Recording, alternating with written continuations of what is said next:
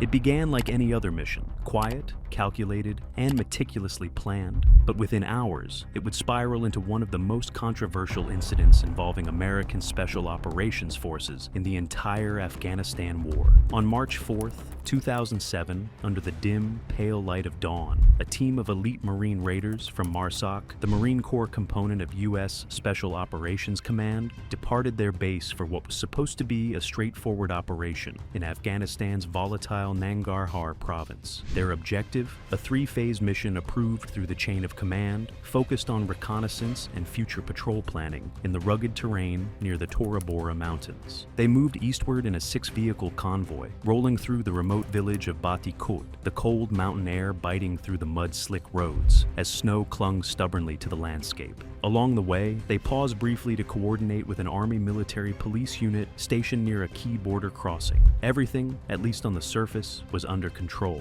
But in Afghanistan, appearances can be deceiving. And that morning, beneath the silence, something was waiting. As the Marines reached the base of the mountains, they scouted for insertion points, gaps in the snow where their recon teams could one day pass undetected. But no such opportunities presented themselves. They turned back, heading once more toward Bati Kot, this time aiming to engage with local elders, hoping to gather crucial intelligence about insurgent activity in the region. They never got the chance. When the Marines rolled back into the district, the change was immediate. The once bustling streets were eerily quiet. The usual crowd of merchants, children, and villagers had vanished. In their place, clusters of men of fighting age, staring. Then it happened. From nowhere, a vehicle careened toward the convoy, slamming into the second Humvee before detonating in a violent, blinding explosion. A fireball erupted into the sky, the blast sending razor-sharp shrapnel across the convoy and rattling every frame of metal and bone. Before the Marines could fully register what had occurred, a second vehicle approached, this one filled with gunmen.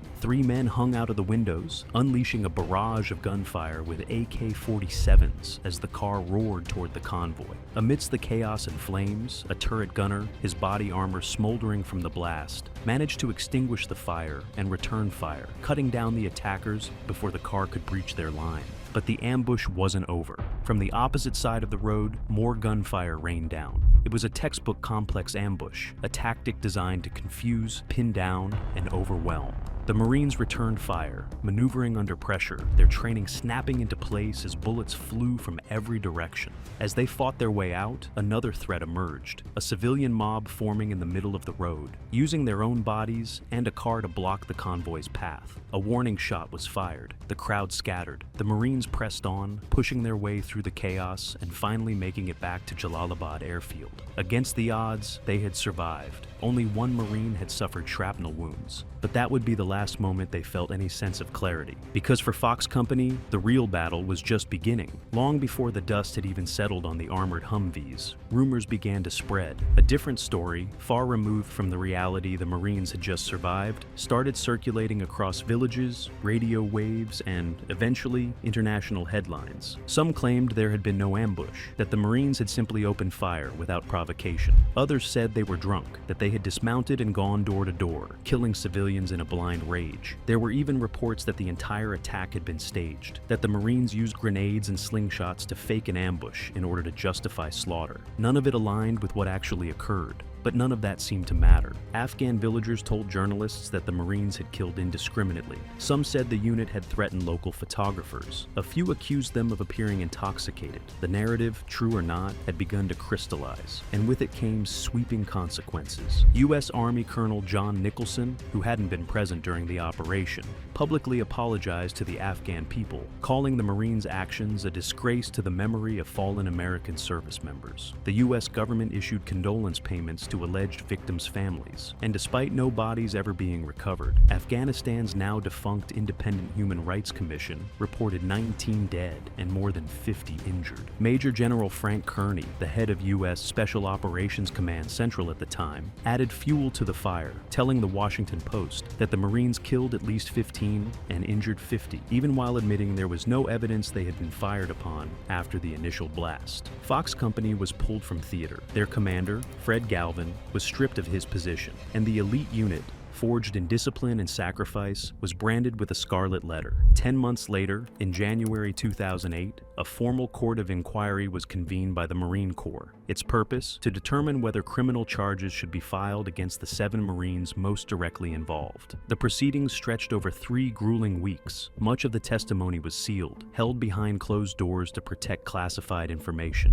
But for the Marines, it wasn't just a legal challenge. It was personal, emotional, existential. They endured deceptive questioning, coercion, even alleged threats of deportation directed at their interpreters. And while the public awaited a verdict, the Marines stood suspended in limbo, portrayed by many as war criminals before their names had even been heard in court. Galvin, along with the rest of the platoon, maintained one thing: they had been attacked. They had responded with force that was justified, targeted, and precise. The court agreed. On Memorial Day weekend, 5 months after the inquiry began, a single-line statement was released. The Marines had acted appropriately, but that wasn't the end. Not even close. Despite being legally exonerated, the court of public opinion had already passed judgment. News outlets continued reporting that MARSOC had killed civilians. Rumors persisted. Careers stalled. Some Marines found themselves passed over for promotion. Others spoke of entering battle with hesitation, haunted not by the enemy, but by the system meant to protect them. One Marine said it bluntly: "I just won't shoot my gun.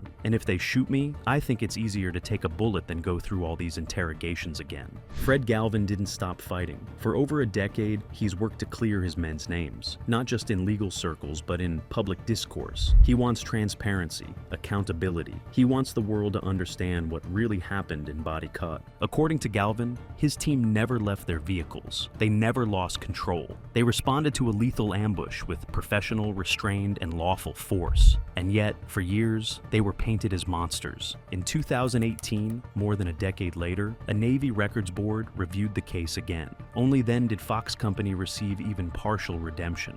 But no formal apology ever came.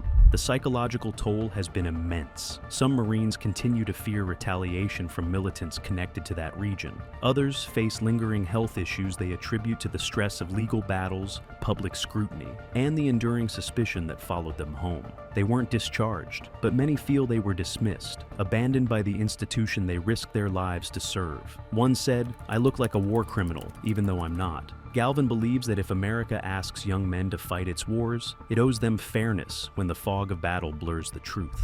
And in the case of MARSOC Fox Company, that fairness came far too late. What do you think? Was this a failure of justice? A media-fueled miscarriage that ruined careers? Or do the scars of modern warfare demand a harder, colder scrutiny, even when heroes are the ones in the crosshairs? Let us know your thoughts in the comments. And if you found this story important, hit that like button, subscribe, and check out our next deep dive into the untold stories of America's warriors. Because some battles don't end when the shooting stops. What are your thoughts? Let us know in the comments down below. And don't forget to like and subscribe.